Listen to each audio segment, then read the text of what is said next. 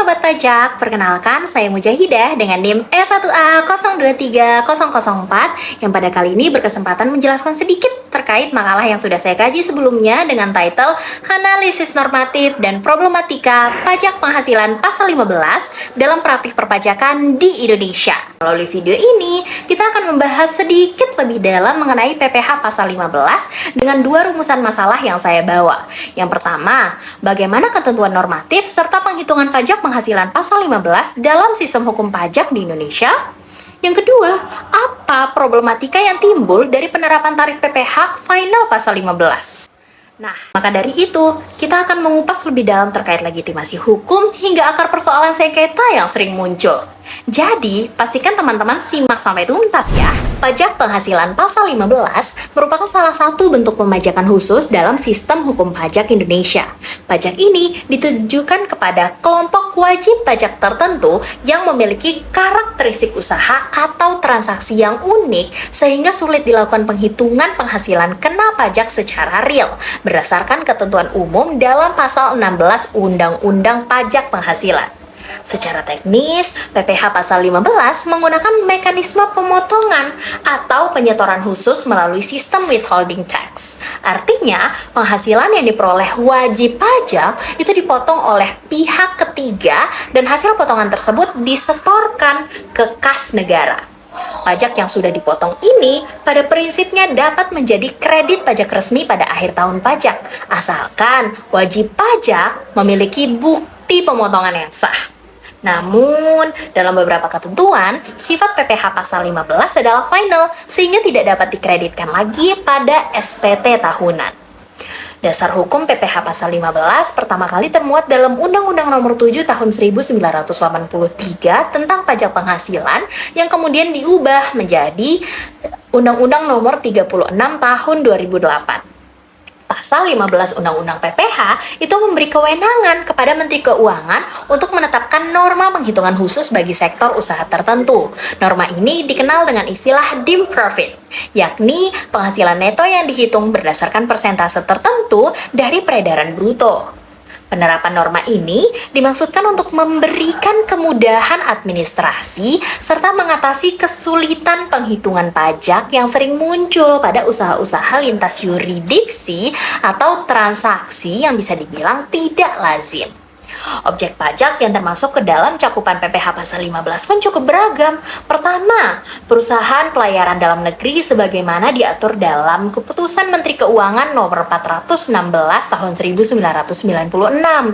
Pada sektor ini, penghasilan bruto yang diperoleh dari kegiatan pengangkutan orang maupun barang, termasuk penyewaan kapal antar pelabuhan di dalam negeri dari Indonesia ke luar negeri maupun sebaliknya, dikenai PPh final sebesar 1,2% dari peredaran bruto.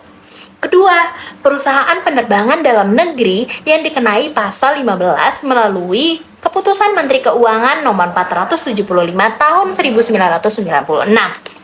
Pengenaan pajaknya berlaku atas penghasilan dari perjanjian charter pesawat, baik pengangkutan penumpang maupun barang, baik di dalam negeri maupun ke luar negeri. Tarif pajaknya adalah 1,8% dari penghasilan brutonya. Ketiga, perusahaan pelayaran atau penerbangan luar negeri yang beroperasi melalui bentuk usaha tetap atau biasa dikenal dengan BUT.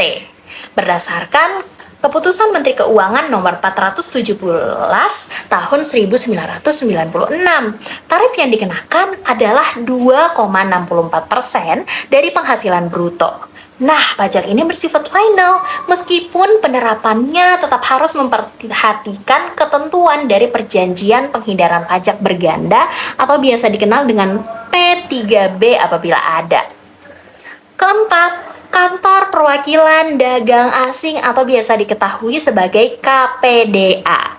Untuk KPDA dari negara yang tidak memiliki perjanjian P3B dengan Indonesia, dasar pengenaan pajaknya adalah nilai ekspor bruto. Penghasilan neto itu ditetapkan sebesar 1% dari nilai ekspor dengan tarif PPh sebesar 0,44% dari nilai ekspor brutonya yang tentunya bersifat final. Namun, jika KPDA berasal dari negara mitra P3B, maka tarif yang berlaku mengikuti ketentuan branch profit tax sesuai dari perjanjian internasional. Kelima, perusahaan jasa maklon internasional yang melakukan kegiatan produksi atau perakitan barang bagi pihak luar negeri yang memiliki hubungan istimewa. Pada jenis usaha ini, dasar pengenaan pajaknya adalah seluruh biaya produksi atau perakitan tidak termasuk bahan baku utama. Norma penghasilan neto itu ditetapkan sebesar 7% dari biaya produksi. Sehingga tarif efektifnya adalah 2,1% dan tentunya telah bersifat final.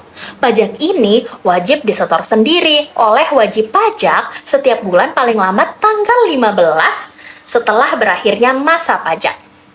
Seiring perkembangan regulasi, ketentuan administratif terkait PPh pasal 15 itu semakin diperkuat melalui PMK nomor 81 tahun 2024 tentang Sistem Inti Administrasi Perpajakan atau SIAP yang sekarang dikenal sebagai Core Tax System.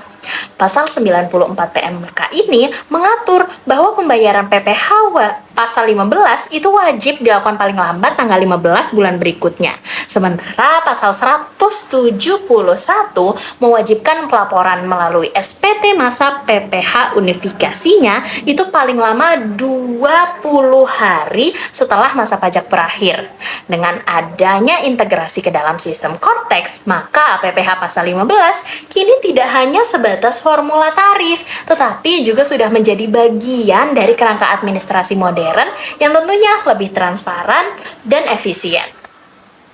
Maka, rezim PPh pasal 15 itu dapat dipahami sebagai bentuk pajak khusus yang berbasis pada dim profit. Ia sederhana secara administrasi karena tidak menghitung penghasilan kena pajak real, tetapi tetap mengikat secara hukum karena bersifat final. Keberadaannya pun diharapkan mampu memberi kepastian bagi wajib pajak maupun fiskus. Tetapi dalam praktiknya, ketentuan ini juga sering menjadi sumber perbedaan tafsir, terutama terkait ruang lingkup objek pajak dan penerapan dari P3B.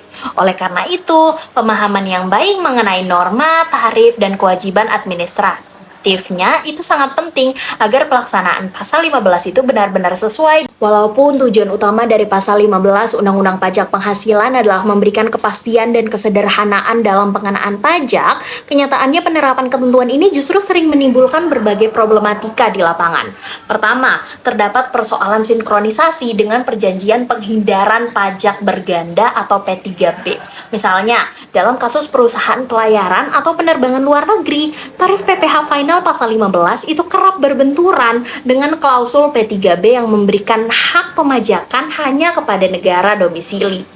Hal ini tampak jelas dalam perkara PUT strip 092788-2006-PP-M.16B tahun 2018, di mana wajib pajak luar negeri menolak penerapan tarif 2,64% karena dianggap bertentangan dengan ketentuan P3B. Majelis Hakim pada akhirnya mengabulkan seluruh permohonan banding karena terbukti bahwa kantor perwakilan tersebut tidak melakukan kegiatan usaha yang menghasilkan pendapatan di Indonesia. Dengan demikian, koreksi fiskus terhadap dasar pengenaan pajak sebesar 38 miliar itu tidak dapat dipertahankan. Kedua, terdapat masalah tarif efektif. Sengketa yang dilaporkan oleh DDTC News menunjukkan adanya perbedaan tafsir antara fiskus dan wajib pajak mengenai dasar penghitungan tarif final. Kasus ini melibatkan kantor perwakilan dagang Asia asal Jepang di Indonesia dan bahkan sampai pada putusan peninjauan kembali Mahkamah Agung. Otoritas pajak salah satunya berpegang pada SE-2-PJ.03-2008 sehingga menggunakan tarif tertinggi pasal 17 UU PPH, yaitu sebesar 30%. Sementara itu, wajib pajak berargumen bahwa setelah berlakunya Undang-Undang Nomor 36 Tahun 2008, tarif tunggal sebesar 28% seharusnya dipakai. Mahkamah Agung akhirnya memenangkan pihak wajib pajak dan menolak peninjauan kembali otoritas pajak dengan alasan bahwa penerapan tarif baru itu lebih sesuai dengan prinsip kepastian hukum dan perkembangan regulasi masa kini. Kasus ini menunjukkan dua problem sekaligus. Pertama, ketidakkonsistenan dari regulasi. Pastinya, karena ya Fiskus itu masih berpegang pada aturan lama yang tidak diperbarui, sementara undang-undang terbaru sudah menetapkan tarif berbeda. Kedua, sinkronisasi dengan P3B. Karena sebagai KPDA dari Jepang, seharusnya pengenaan PPH memperhitungkan perjanjian bilateral antara Indonesia dan Jepang. Nah, perbedaan tafsir tersebut membuat pasal 15 itu terlihat sering tidak sejalan dengan kewajiban internasional Indonesia dan berpotensi melanggar asas non-diskriminasi dalam hukum pajak internasional. Gak cukup di situ, muncul pula isu kepastian administrasi yang sengketa ini memperlihatkan bagaimana wajib pajak itu kerap berada dalam posisi sulit ketika otoritas pajak itu berpegang pada aturan lama, sementara wajib pajak mengikuti aturan baru. Kondisi kontradiktif ini semakin jelas bertentangan dengan asas kepastian hukum sebagaimana yang tercantum dalam pasal 28D ayat 1 Undang-Undang 1945 yang seharusnya menjadi pondasi loh dalam pemungutan pajak. Terakhir, problematika semakin kompleks dengan adanya PMK 81 tahun 2024 yang memperkenalkan integrasi melalui sistem siap atau Cortex System. Dalam aturan baru ini, wajib pajak diwajibkan menyetor dan melaporkan PPH pasal 15 dalam skema unifikasi. Meski secara teknologi ya memang lebih modern dan praktis, mekanisme ini menambah beban bagi wajib pajak yang sebelumnya masih menggunakan cara manual sebetulnya. Dari apa yang telah dijabarkan, dapat disimpulkan bahwa PPH pasal 15 itu memang dirancang untuk menjawab masalah teknis perhitungan PPH pada sektor berkarakteristik khusus melalui mekanisme dim profit yang didelegasikan kepada Menteri Keuangan. Namun, dalam praktiknya, rezim ini berkembang menjadi arena ketidakpastian hukum, yakni aturan pelaksana lama dan petunjuk teknis kerap tidak selaras dengan perubahan undang-undang, tarif PPH badan baru, dan kewajiban internasional. Putusan pengadilan pajak yang mengabulkan keberatan wajib pajak dan penolakan permohonan peninjauan kembali oleh Mahkamah Agung dalam perkara KPDA Jepang itu memperlihatkan dua hal penting loh. Satu, doktrin lex posterior derogat legi priori, yang mana itu relevan karena aturan pelaksana yang tidak disesuaikan pada kenyataannya kan memang tidak boleh meniadakan kedudukan norma undang-undang yang lebih baru. Dua, prinsip pacta sunt servanda dan non-discrimination dalam hukum pajak internasional yang menuntut harmonisasi antara ketentuan domestik dari pasal 15 dan P3B tentunya. Secara normatif ya memang pasal 15 ini tidak lagi sekedar soal kemudahan administrasi, tapi ia juga harus diuji ulang terhadap asas kepastian hukum, asas kemampuan membayar, dan asas keadilan horizontal agar tidak menjadi sumber ketidakpastian yang terus memicu adanya litigasi yang berulang. Untuk saran sendiri, di sini saya menyarankan 5 hal. Yang pertama adalah melakukan recodification atas norma pelaksana pasal 15, di mana Menteri Keuangan dalam kerangka dan kewenangannya itu wajib menerbitkan KMK dan PMK terpadu yang merevisi KMK lama dan tentunya dengan redaksi yang jelas tentang definisi dari peredaran bruto serta ketentuan transisi.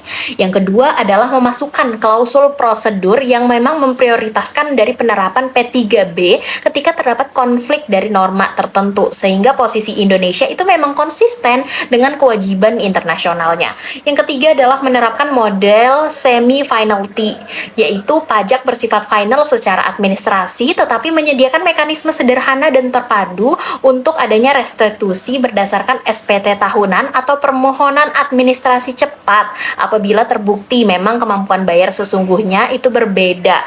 Yang keempat, itu memperkuat tata kelola elektronik yaitu Cortex System dengan fitur profiling validation dan real-time banding ruling yang memang terbatas pada interpretasi peredaran bruto dan komponen tarif yang memang efektif, sehingga sengketa itu dapat dicegah sebelum terjadi. Dan yang terakhir adalah menetapkan tenggat evaluasi reguler dan mekanisme mediasi wajib tentunya sebelum adanya litigasi. So that's all for me. Thanks for watching and bye-bye!